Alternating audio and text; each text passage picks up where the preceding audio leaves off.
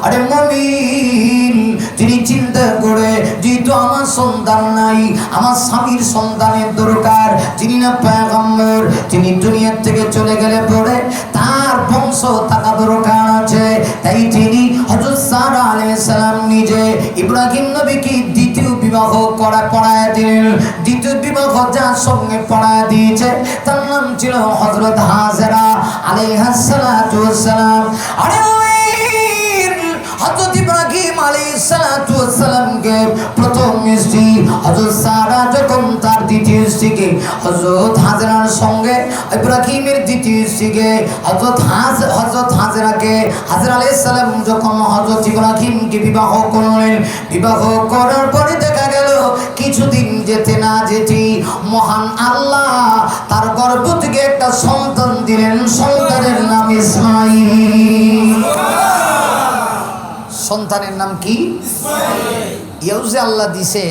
হযরত ইব্রাহিম আলাইহিস সালাতু ওয়াস সালামের বয়স তখন বয়োবৃদ্ধ হয়ে গেছে, চুল দাড়ি সব পাকে গেছে, বয়স হয়ে গেছে ৯৬ বছর। একটা তাফসীরি কিতাবে লেখে, আরেকটা কিতাবে লেখছে আরো বেশি বয়স। ইব্রাহিম আলাইহিস সালাম এই বয়সে আল্লাহর কাছে সন্তান চাইলেন। সুবহানাল্লাহ। কার কাছে চাইছেন? আল্লাহর কাছে। তাহলে সন্তানের প্রয়োজন হলে কার কাছে চাইবেন? আল্লাহর কাছে। কোন সময় ল্যাংটা বাবা, জড় শাহ, কুত্তা শাহ, ল্যাংল্যাং শাহ, নাই শাহ, কুদ্দুদি শাহ, গাইবি শাহ কোন বাবার কাছে সন্তান চাবেন না। সন্তানের প্রয়োজন হলে একমাত্র কার কাছে চাইবেন? আল্লাহর কাছে। ইব্রাহিম আলাইহিস সালাম আল্লাহর কাছে চাইলেন, আল্লাহ পাক সেই দোয়া কবুল করলেন। কোরআনে আল্লাহ উল্লেখ করেছেন, আয়াত বলবো, রব্বি হাবলি মিনাস সালিহিন।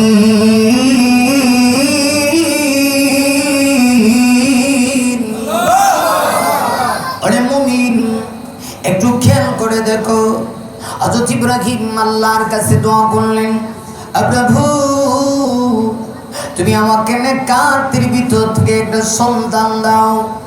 কত চমৎকার দোয়া, কত সুন্দর দোয়া। সন্তান শুধু চাইবেন তা না, ইব্রাহিম নবী শিক্ষা দিয়েছে নেককার সন্তান আল্লাহর কাছে চাইতে হয়। ইব্রাহিম নবী এত বয়সে, এত বয়োবৃদ্ধ বয়সে, ৯৬ বছর বয়সে আল্লাহর কাছে সন্তান চাইলেন, প্রভু নেককার ভিতর থেকে আপনি আমাকে একটা সন্তান দান করেন। আরে মুমিন আমার আল্লাহ দোয়া কবুল করলেন। শুধু দোয়া কবুল করেছে তা না, আল্লাহ বলেন ফাবাশশারনাহু বিগুলামিন হালিম।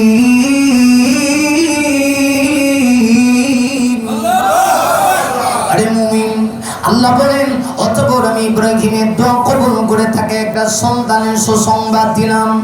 আরে মুমিন যে সন্তানটা আল্লাহ নিজে উল্লেখ করেছেন সন্তানের গুণ হলো হালিম। হালিম মানে হলো সহনশীল, হালিম মানে হলো ধৈর্যশীল। এমন ধৈর্যশীল সন্তান পৃথিবীতে আর একটা নাই, আর কিয়ামত পর্যন্ত আসবে না। হযরত ইব্রাহিম নবীর দ্বিতীয় স্ত্রী হযরত হাজেরার গর্ভে এই সন্তান আল্লাহ দিলেন। সন্তানের নাম হলো ইসমাঈল। হযরত ইসমাঈল যখন পৃথিবীতে চলে আসলো, আরে মুমিন আল্লাহ এবার পরীক্ষা করতে চায়, আল্লাহ দেখতে চায় ইব্রাহিম এতদিন আমাকে মহব্বত করেছে, আমার মহব্বতে ইব্রাহিম আগুনের ভিতরে জান দিয়েছে। এখন আমি দেখতে চাই সন্তান পাওয়ার পরে ইব্রাহিম আমাকে আগের মতো মহব্বত করে কিনা। আরে মুমিন একটু খেয়াল করে দেখো, দুনিয়ার সিস্টেম, পৃথিবীর অনেক পিতা আছে সন্তান হওয়ার আগে আল্লাহকে খুব বেশি ডাকে, আর সন্তান হওয়ার পরে আল্লাহকে ডাকে না। ২টা ৪টে ছেলে সন্তান হয়ে গেলে পরে তার ভিতরে বাপ চলে আসে, অহংকারী চলে আসে। সন্তান হয়ে গেলে পরে বাপের কারণে অনেক লোক তার কাছে যায় না, তার ভিতরে অহংকারী চলে আসে। এজন্য আল্লাহ কোরআনে বলেছেন ইন্নামা আমওয়ালুকুম ওয়া আওলাদুকুম ফিতনা। আল্লাহ বলেন আমি মাল এবং সন্তান দিয়া তোমাদের কি পরীক্ষা করতে চাই। আরে মুমিন পৃথিবীতে কিছু মানুষ এমন আছে মাল পায় অহংকারী করে, সন্তান পায় অহংকারী করে, অথচ সে বুঝে না এই মালের মালিক আমি না, এই মালের মালিক আমি না, এই সন্তানের মালিকও আমি না। মালের মালিক আল্লাহ, সন্তান আল্লাহ দিয়েছে, মাল আল্লাহ দিয়েছে। অতএব এই সম্পদের অধিকারী হইয়া আল্লাহর নাফরমানি করা যাবে না, সন্তান লাভ করে অহংকারী করা যাবে না। এই জন্য আল্লাহ পরীক্ষা করতে চায়। একটু খেয়াল করো, এই পৃথিবীর শ্রেষ্ঠ নবীদের একজন, উলুল আজমি মিনার রাসূল, শ্রেষ্ঠ নবী রাসূল গণের একজন ইব্রাহিম। ইব্রাহিমকে যদি আল্লাহ এমন ভাবে পরীক্ষা করতে পারে, আমার আপনারও পরীক্ষা আসবে। ইব্রাহিম নবী এত পবিত্র বয়সে সন্তান পাইলেন। আল্লাহ দেখতে চায় ইব্রাহিমের অন্তরের ভিতরে এখনো আল্লাহর মহব্বত আছে কিনা। আরে মুমিন, আল্লাহ সন্তান দিয়া ইব্রাহিম নবীকে একদিন স্বপ্নে দেখায়, আরে ইব্রাহিম তুমি তোমার মহব্বতের জিনিসটা আমার নাকে কোরবানি করো। আরে মুমিন, একটু খেয়াল করে দেখো, হযরত ইব্রাহিম নবী রাতের বেলা যখন স্বপ্ন দেখেছি, স্বপ্ন দেখে তিনি পরের দিন 100 উট আল্লাহর নাকে কোরবানি করেছে। আল্লাহর নাকে কোরবানি করে ইব্রাহিম নবী বড় খুশি, আমি আল্লাহর জন্য 100 উট কোরবানি করেছি। রাতের বেলা দ্বিতীয় রাত আবার ঘুমাইলেন না। ইব্রাহিম নবী পুনরায় স্বপ্ন দেখে আল্লাহ বলে, ইব্রাহিম হয় নাই, মহব্বতের জিনিসটা আমার নাকে কোরবানি করো। হযরত ইব্রাহিম পরের দিন দিনের বেলা আবার 100 উট কোরবানি করে দিলেন। কোরবানি করে দিয়া আবার রাত্রিবেলা যখন ঘুমাইছে, আরে মুমিন, আরে মুমিন, হযরত ইব্রাহিম আবার স্বপ্ন দেখি আল্লাহ বলে, ইব্রাহিম তুমি তোমার সবচেয়ে প্রিয় বস্তুকে আমার নাকে কোরবানি করো। হযরত ইব্রাহিম তখন বুঝতে পেরেছে, না, এই সম্পদ আল্লাহর নাকি কোরবানি করলে হবে না, আমাকে না আল্লাহ মহব্বতের জিনিস সন্তান দিয়েছে, ইসমাইলকে আল্লাহর নাকি কোরবানি করতে হবে। হযরত ইব্রাহিম আর দেরি করলেন না, তিনি বুঝতে পেরেছেন এর কারণ হলো নবীদের স্বপ্ন মিথ্যা নয়, নবীদের স্বপ্ন বাস্তব, ঠিক কিনা? আমার ভাইরা, আমরা অনেক সময় স্বপ্ন দেখি, আমাদের স্বপ্ন সত্য মিথ্যা হওয়ার সম্ভাবনা আছে কিনা? নাই। সব যে কারেন্ট হইব, সব যে সত্য হবে এরকম না, কারণ আমরা মানুষ। আর নবীদের স্বপ্ন নিঃসন্দেহে এটা ওহী ছিল, নবুয়তের দলিল ছিল। নবীদের স্বপ্ন মিথ্যা হতে পারে। এই জন্য কিতাবের ভিতরে লেখছে স্বপ্ন হলো 3 প্রকার। সবাই আওয়াজ করে বলেন, কয় প্রকার? আরো জোরে। আরে মুমিন, আমি আপনি যে স্বপ্ন দেখি, এই স্বপ্ন হলো 3 প্রকার। এক প্রকারের স্বপ্ন হলো কাল্পনিক স্বপ্ন। কি স্বপ্ন? অনেক সময় সারা দিন আর যতক্ষণ সজাগ থাকে খালি কল্পনা করে, টাকা টাকা টাকা রে টাকা টাকা। আমি ছোট্টবেলায় এখনো আমার স্মরণ আছে, আমার শাস্তল নানা, মানে নানার ভাই, তাহলে আমার শাস্তল নানা না। আমি ছোট্টবেলা, উনি খুব রসিক ছিল। যখন হেফসখানা মাদ্রাসায় পড়তাম, মাঝে মধ্যে নানার বাড়িতে যাইতাম। তো আপন নানার বাড়ির পাশেই ওনার বাড়ি, এই জন্য আমি মাঝে মধ্যে গিয়ে ঘুমাইতাম। তো আমার নানা ছিল চাউলের ব্যবসায়ী, বাজারে গিয়ে চাউল বেচত। কথা বুঝেন নাই আমার ভাইরা? তো আমি যখন রাত্রিবেলা ঘুমাইতাম, তখন দেখতাম যে আমার নানা ঘুমায় কইতো 10 কেজি, 20 কেজি, 30 কেজি। কথা বুঝেন নাই? মাঝে মধ্যে মানে আতঙ্কিত হয়ে আমি ঘুম থেকে উঠে যেতাম। আমি আমার নানিকে জিজ্ঞেস করলাম, কি ব্যাপারটা কি? তখন নানি কয়, নাতি বুঝো না, তোমার নানা সারাদিন চাউল নিয়ে দামদার থাকে, কারে 10 কেজি, কারে 20 কেজি, কারে 30 কেজি দিব। এই জন্য রাইতো ঘুমায় খালি 10 কেজি, 20 কেজি, 30 কেজি। কিছু লোক কেমন আছে, একবারে সব সময় তার ভিতরে দিনের বেলা দেখবেন, যতক্ষণ রাতের বেলাও যতক্ষণ সজাগ থাকে, তখন খালি কল্পনায় টাকা টাকা টাকা, কল্পনায় টাকা টাকা করে রাত্রিবেলা যখন ঘুমায়, ঘুমানোর পরে সে দেখে যে টাকার বস্তার ভিতরে হাত ঢুকাইছে। যেমনি টাকার বস্তার ভিতরে হাত ঢুকাইছে, ঢুকানোর পরে যখন তার ঘুম ভেঙে গেছে, ঘুম ভাঙার পরে সে ঘুম থেকে জাগ্রত হয়ে দেখে আসলে টাকার বস্তা না, এটা বালিশের ভিতরে, তুলার ভিতরে হাত যায় আর ঠিক নেই, আসেনি না? টাকার কল্পনা করে বালিশের তুলার ভিতরে হাত ঢুকায়, মনে করে যেটা টাকার বস্তার ভিতরে হাত দিলেছে, অথচ এটা বালিশের তুলা, ঠিক কিনা? তো এটা কাল্পনিক স্বপ্ন, এটা মিথ্যা। দ্বিতীয় আরেক প্রকারের স্বপ্ন আছে, এটা হলো শয়তানে দেখায়, মিস্টার ইবলিস নজ দেশের বড় হুজুর শয়তান না, নাম শুনছেন আপনারা? কথা দিবেন না, দেখায় না শয়তানে, এটা শয়তানে দেখা। অনেক সময় ছোট ছোট বাচ্চা এই যে মাদ্রাসা পরে যখন বাড়িতে যায়, বাসা যায়, মা তখন কয় সাবধান, বিছানায় প্রস্রাব করিস না বাবা। অনেক কষ্ট করে বিছানা ধুই মুছে পরিষ্কার করছি, কিন্তু কে শুনে কার কথা? ইবলিসে আয় যখন রাত্রিবেলা কয়, এই বেটা, ছোট বাচ্চারা যখন কয় এখানে প্রস্রাব করিলা, তখন দেখবেন হ্যাঁ জাগাত। আগের দিন 50 শতক, পরের দিন 100 শতক ছেড়ে দিছে। কারণ এটা সে বলতে পারে না, সে মনে করে যে এটাই মনে হয় প্রস্রাব করা, শয়তান এসে দেখা। আর তৃতীয় আরেক প্রকারের স্বপ্ন আছে, হাদিস শরীফে আসছে, যেটা রহমানি খোদা প্রদত্ত, আল্লাহ প্রদত্ত, মানুষকে আল্লাহ অন্তরে ঢেলে দেয়। তো এই স্বপ্ন দেখার আবার সিস্টেম আছে। নামাজ পড়ে দেখতে হবে, গান করাতে ঘুমানো অবস্থায় দেখতে হবে, তাহাজ্জুদের নামাজের টাইমে দেখতে হবে, পাক পবিত্র অবস্থায় দেখতে হবে। এই অবস্থায় যদি মুমিন কোনো স্বপ্ন দেখে, তাহলে মোটামুটিভাবে এই স্বপ্ন বাস্তবিক হওয়ার সম্ভাবনা আছে। তাও 100% না, তাও কি না 100% না। এজন্য যদি রাত ঘুমায় দেখেন যে ল্যাংটা বাবার দরবারে ছাগল লিয়ে যেতেছেন গা, পরের দিন ছাগল লিয়ে যাওয়া লাগতো না, ছাগল নিজে কাটতে খাইলে কথাবার্তা কিচ্ছু কয় না, ঠিক নেই? তবে সব স্বপ্ন বাস্তব না।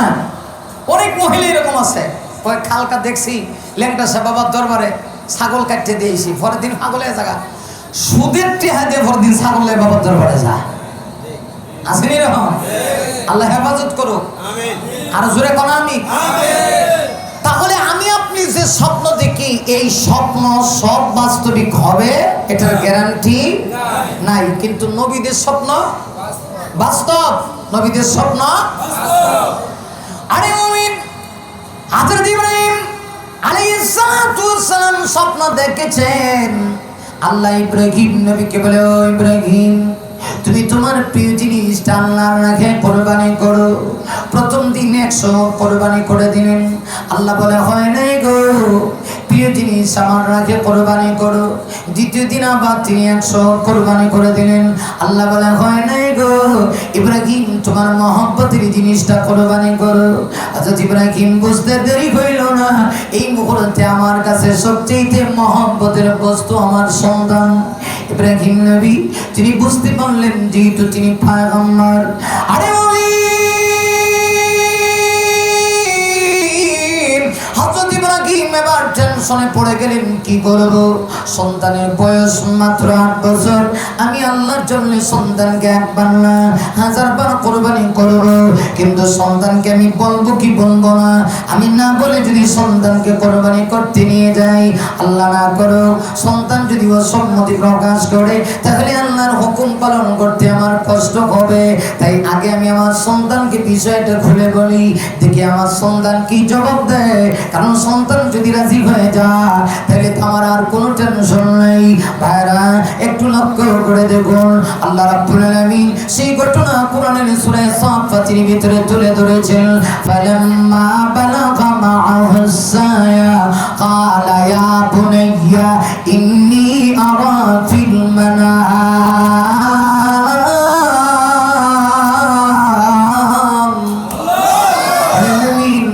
আল্লাহ কোরআনে উল্লেখ করেছে, হযরত ইব্রাহিমের সন্তান ইসমাইল যখন এই অবস্থায়, এই বয়সে পৌঁছে গেছে, যখন তিনি একটু দৌড়াদৌড়ি করতে পারে, এমনিতেই স্বপ্ন দেখি ইব্রাহিম নবী তার সন্তানকে ডাক দিয়া কয়, ইয়া বুনাইয়া ইন্নী আরা ফিল মানাম।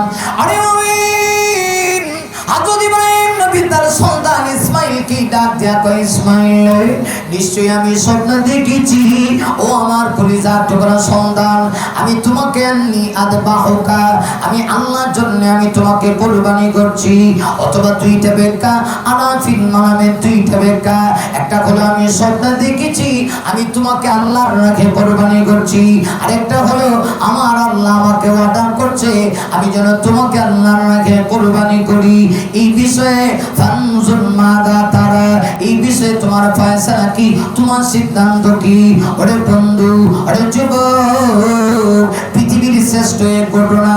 বাবা তার সন্তানকে ডাক দেয়া কয়, আব্বারে তোমার তোমাকে আল্লাহ বলেছে আল্লাহর রাখে কুরবানি করতে, তুমি কি বলো এই বিষয়ে তোমার ফয়সালা কি? যেমন বাবা তেমন সন্তান। ইব্রাহিম খলিলুল্লাহ আর ইসমাইল সাধারণ কোন সন্তান না। আল্লাহ পৃথিবীর শ্রেষ্ঠ এক পিতা সন্তানের ঘটনা উল্লেখ করতেছে। ইব্রাহিম নবী যখন ইসমাইলকে এই কথা বলেছে, হযরত ইসমাইল বড় চমৎকার জবাব দিয়া কয়, আলায়া আবাতি ফাআল মা তুমার। আরে মুমিন হযরত ইসমাইল দিয়া কয়, বাবা আপনি টেনশন করেন কেন গো? আপনি কে টেনশন কেন করেন? আল্লাহ যদি অর্ডার হয়ে থাকে, আল্লাহর অর্ডার পালন করতে আপনি কেন লেট করবেন? এক মুহূর্ত লেট করার দরকার নাই। আল্লাহ অর্ডার করেছে, সেই অর্ডার আপনি বাস্তবায়ন করুন। আমি প্রস্তুত হয়ে আছি, আল্লাহর জন্য আমি কুরবানি হতে রাজি আছি। একটু চিন্তা করে দেখেন, এখনকার যুগে যদি এমন হইতো, বাবা যদি তার সন্তানকে এই কথা বলতো, সন্তান কোনটা বাবা দেহ থেকে গলা আলাদা করে নিত। কিন্তু সন্তান কেমন? সন্তান ডাক দিয়ে কয়, আম্মা গো আপনি টেনশন করবেন না, পৃথিবীর সকল সন্তানকে আল্লাহ কবুল করে নাই, আপনার সন্তানকে আল্লাহ কবুল করছে। আল্লাহ অর্ডার করেছে, আপনি অর্ডার বাস্তবায়ন করুন। আমি প্রস্তুত হয়ে আছি। পিতা খুশি, পিতা রাজি, সন্তান কোরবানি করবে, আর সন্তানও প্রস্তুত হয়ে আছে, আল্লাহর জন্য কোরবানি হবে। এবার ইব্রাহিম নবী সন্তান ইসমাইলকে ডাক দেখে, ইসমাইল তাহলে চলো আমি তোমাকে মিনার ময়দানে নিতে চাই। মিনার প্রান্তরে নিয়া খোলা ময়দানের ভিতরে আমি আমার রবের জন্য তোমাকে কোরবানি করব। ইব্রাহিম নবী কলিজার টুকরা 8 বছরের শিশু সন্তানকে নিয়ে ঐতিহাসিক মিনার প্রান্তরের দিকে রওনা হয়ে গেল। আরে আমার আল্লাহ কুদরতের চোখ দিয়া ইব্রাহিম নবীর দিকে তাকায় আছে। ইব্রাহিম বুঝি আমাকে এত ভালোবাসে, সন্তানকে আমার জন্য কোরবানি করার জন্য মিনার থেকে রওনা হয়ে গেছে সন্তান নিয়ে। কিন্তু এই দিক দিয়ে একজনের ভালো লাগে না, ভালো লাগে না। তার নাম হলো মিস্টার, কথা দিবেন না আপনারা, নাম কি? ইবলিসের কাছে কি ভালো লাগে? ইবলিস কারবার তো সারছে। এটা কেমন বাবা যে আল্লাহ কইছে সন্তানকে তার রাহে কোরবানি দিতে হবে, তিনি তার সন্তানকে সাজায়া গুজায়া একবারে প্রস্তুত কইরা মিনার দিকে নিয়ে যায়। আর সন্তানই এমন সন্তান যে রব বলেছে আমি কোরবানি হইতে, আল্লাহ এটা আমাকে চয়েস করছে, আমাকে পছন্দ করছে। আল্লাহু আকবার, আল্লাহ পছন্দ করছে। অতএব আমি একবার না 1000 বার আল্লাহর জন্য কোরবানি হতে রাজি। পিতা পুত্র রাজি। এখন তো তারা উভয়জন রওনা হয়েছে মিনার প্রান্তরের দিকে। নিয়ে যাওয়ার সময় হযরত ইব্রাহিম আলাইহিস সালাম তার স্ত্রীকে বলছে যে সন্তানকে সাজায় গুজায় দাও, এক জায়গায় একটা পার্টি আছে, দাওয়াত আছে, এই দাওয়াতের কাজে অংশগ্রহণ করবো। কারণ মা তো কষ্ট পাবে, কিন্তু তিনি জানে যে এই মা সাধারণ মা না। এর আগে আল্লাহ অনেক পরীক্ষা করছে। যখন ইসমাইল ছোট তখন আল্লাহ বলছে মিশর থেকে যাও, খানায় কাবার কাছে স্ত্রী এবং সন্তানকে নির্বাসন দিয়ে আসো। যখন তিনি তার স্ত্রী এবং সন্তানকে নির্বাসন দিয়ে আসলেন, স্ত্রী একটুকু এদিক সেদিক তাকায় না। যখন শুনছে আল্লাহর পক্ষ থেকে অর্ডার, সাথে সাথে তিনি জবাব দিয়ে কয়, আল্লাহ যেহেতু অর্ডার করছে অতএব টেনশন করেন না, আপনি চলে যান। আমি ওই আল্লাহর প্রতি বিশ্বাস স্থাপন করি যে আল্লাহ মরু প্রান্তরে আমাদেরকে খাবারের ব্যবস্থা করে দিতে পারে। তিনি জানেন যে তার স্ত্রী একটুকু ঘাবড়াবে না, কিন্তু মা তো, কারণ কলিজার টুকরা সন্তান। হযরত ইব্রাহিম বললেন, ঠিক আছে সন্তানকে সাজায় দাও, একটা দাওয়াতের কাজে তাকে নিয়ে যাব, প্রোগ্রাম আছে সেখানে নিয়ে যাব। সুন্দর করে নতুন কাপড় টাপড় পরায়া হযরত ইসমাইলকে বাবা ইব্রাহিম নিয়ে যাচ্ছিলেন ওই মিনার প্রান্তরের দিকে। এই দৃশ্য দেখে আল্লাহর কুদরতে জড়িয়ে জুস মারতে আসে, কিন্তু শয়তানের কাছে এটা ভালো লাগে না, ইবলিসের কাছে ভালো লাগে না। আমরা পিছে ইবলিস আসেনি, কথা দিবেন না আপনারা? মাঝে মধ্যে ইবলিস আমরা কাছে আয় না, আমি বিভিন্ন মাঝে বলি। কারণ শয়তানের সাথে আমাদের এমন সম্পর্ক শয়তান চিন্তা করে আমি তার কাছে গিয়ে কি করবো, এত আমার ডিউটি পালন করে। কথা কন। আর আল্লাহ নবীর সাহাবী হযরত উমর রাদিয়াল্লাহু আনহুকে দেখলে শয়তান যেই রাস্তায় উমর যাইতো, শয়তান এই রাস্তায় না, দৌড়ে পালাইতো। সুবহানাল্লাহ। শুনি উমররে দেখলে শয়তান কি দৌড়ায়, আর আমরা দেখলে আয়া আলিঙ্গন করে, দুই হাত দিয়ে দুইটা জড়ায় বুকে লাগা, আয় দুস্থ আহ। সম্পর্ক বলা তো গভীর সম্পর্ক। আর উমর রাদিয়াল্লাহু আনহুকে দেখলে শয়তান রাস্তা ছাড়ে। একটি মসজিদের নবীর থেকে রওনা করছে, পিছনে হযরত বেলাল আছে। নবী হলো মসজিদে নবীর ইমাম, আর বেলাল কি এটাও কইতারে না। শেষ করে লিখেছে আর 10 মিনিট। কষ্ট হইতেছে মনে হয় আপনাদের? কষ্ট হইতেছে? আমি তো ঘরের মানুষ মনে করে আপনাদেরকে একটু সময় দিতেছি। কষ্ট হইতেছে? নবী সামনে, হযরত বেলাল রাদিয়াল্লাহু আনহু পিছনে। রসুল তাকায় দেখেন মজলিসের বড় হুজুর মিস্টার ইবলিসে দেখা যায়। আপনার আমার চোখ আর নবীদের চোখ কি এক না ভিন্ন? নবীদের চোখ ছিল নবুয়তের চোখ, এই চোখের পাওয়ার অনেক বেশি।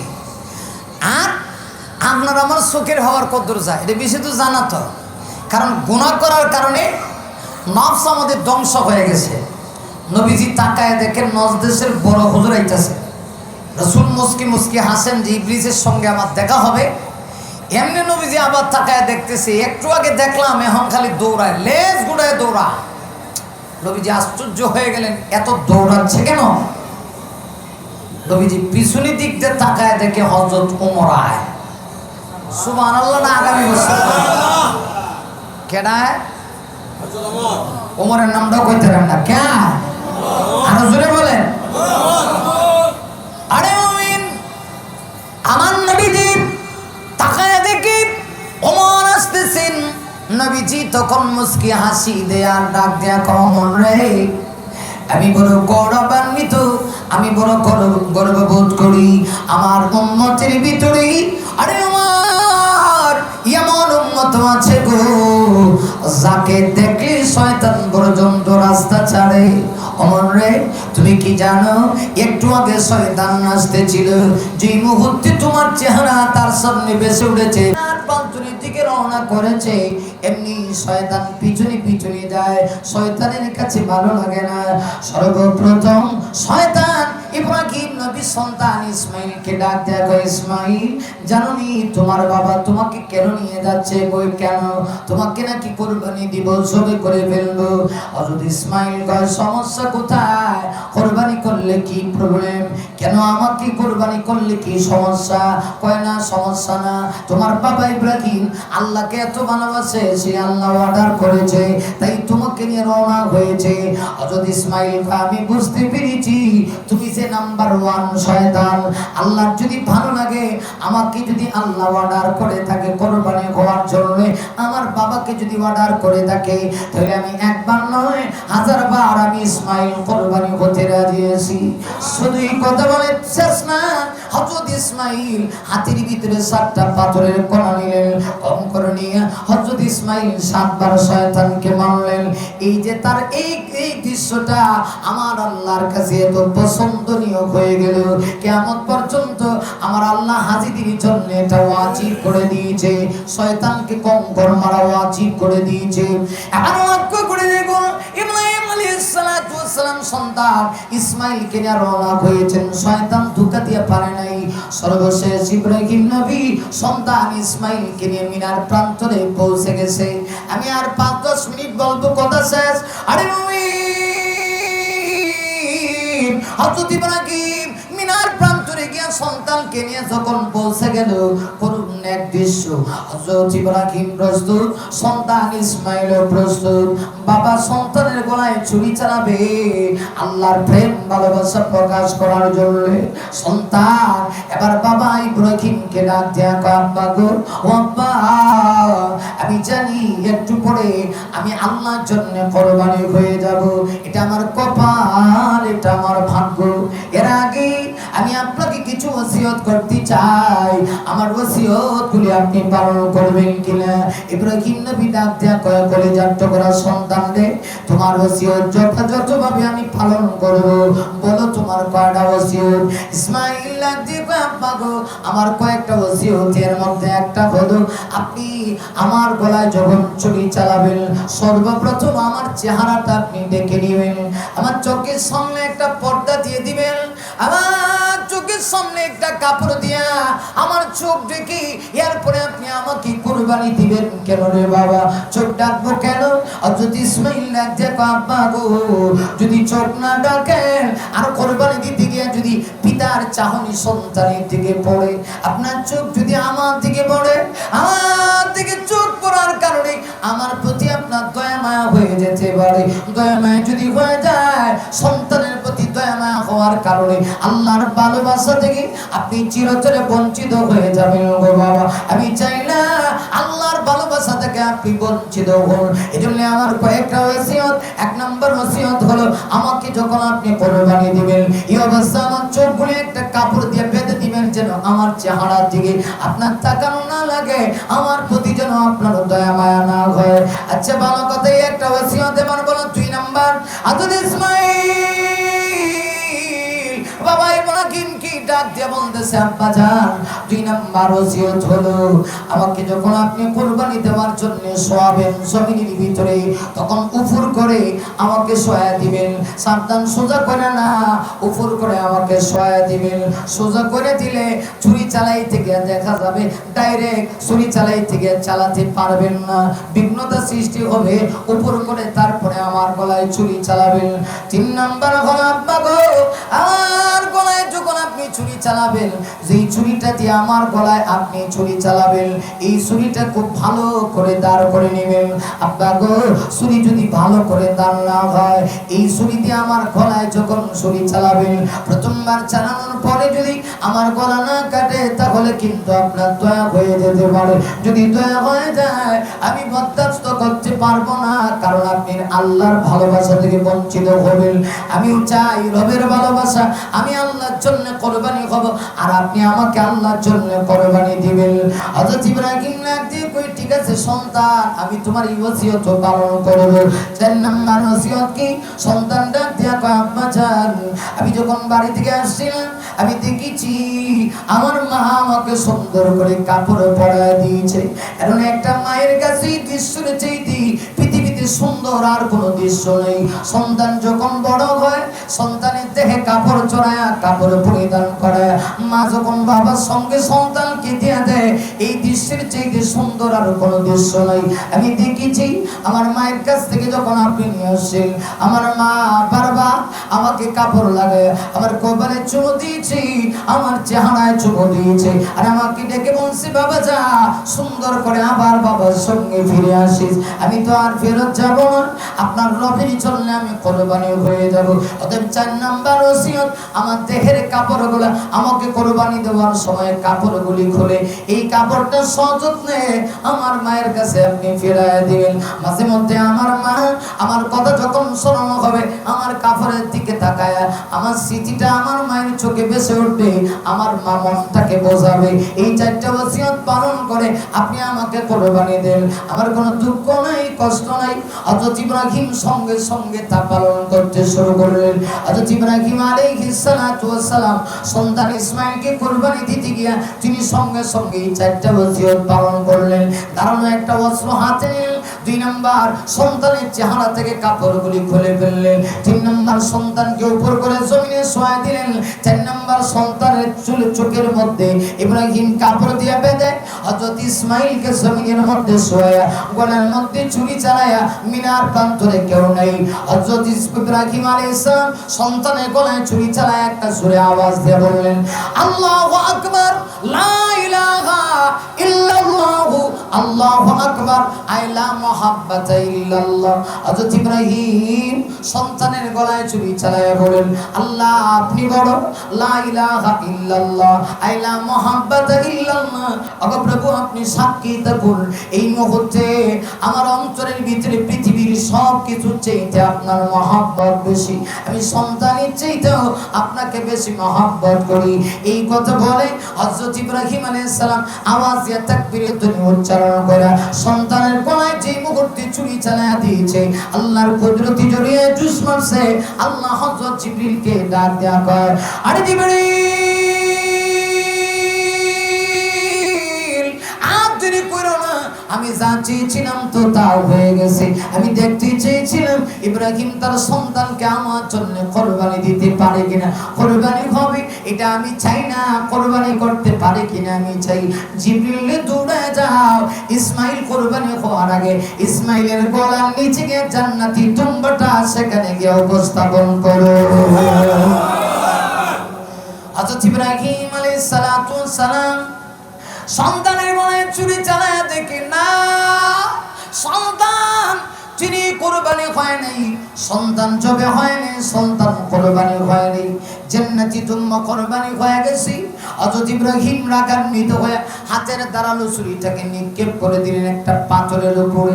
যেমনি নিক্ষেপ করেছি পাথরটা দুই টুকরা হয়ে গেছে। হযরত ইব্রাহিম ডাক দেয়া কয়, পাথর রে তুই দুই টুকরা হয়ে গেলি কিন্তু আমার সন্তান হইল না।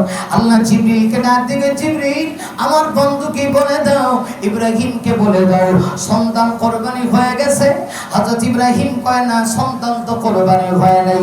আল্লাহ ডাক দেয়া কয়, জিবরিল বন্ধুকে জানায় দাও কাদ সাদ্দাকাতা রুয়া। ইব্রাহিম স্বপ্নে যা দেখেছে তা বাস্তবায়ন করেছে। আমি তো দেখতে চেয়েছিলাম ইব্রাহিমের অন্তরের ভিতরে আমার মহব্বত বেশি না সন্তানের মহব্বত বেশি। আমি সন্তান চাই না রে, ইব্রাহিমের অন্তরের মহব্বতটা ভালোবাসাটা দেখতে চাই। ইব্রাহিম যেহেতু আমার ভালোবাসায় সন্তানকে কোরবানি দিতে রাজি হয়েছে, সন্তানের গলায় ছুরি চালাইছে। সন্তানের গলায় ছুরি চালানোর কারণে কিয়ামত পর্যন্ত যত মানুষ কোরবানি দিবে ইব্রাহিমকে অনুসরণ করে আমি ইব্রাহিমের আমলনামায় এর একটা অংশ আমি আল্লাহ পাঠিয়ে দিব। আমার ভাইরা, তাহলে এই কুরবানি থেকে মূল মেসেজটা কি?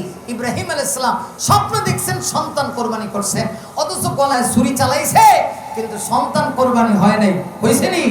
আল্লাহ কয় কাদ সাদ্দাকতা রুয়া। ইব্রাহিম স্বপ্নে তুমি যা দেখেছো তা বাস্তবায়ন করেছো। ইব্রাহিম স্বপ্ন দেখে সন্তান কোরবানি করে, অথচ সন্তান কোরবানি হইল না। এর অর্থ কি? আল্লাহ বুঝাইতে চায়, ইব্রাহিম আমি দেখতে চেয়েছিলাম তুমি তোমার সন্তান আমার জন্য কোরবানি করতে পারো কিনা, তোমার অন্তরের ভিতরে তাকওয়া আছে কিনা, অন্তরে আমার মহব্বত আছে কিনা, আমি সেইটা দেখতে চেয়েছিলাম। অতএব তুমি যেহেতু তোমার অন্তরে সন্তানের চাইতে আমার মহব্বত বেশি জায়গা দিছো, তাই সন্তান কোরবানি হওয়া লাগবে না। কোরবানি না হওয়ার পরেও সন্তান কোরবানি হওয়ার সব তোমার আমলনামায় আমি জারি রাখলাম। শুধু তা না, কিয়ামত পর্যন্ত এই স্মৃতিটা আমি আল্লাহ ধরে রাখবো। তোমাকে অনুসরণ করে এক শ্রেণীর মানুষ কিয়ামত পর্যন্ত কোরবানি করবে।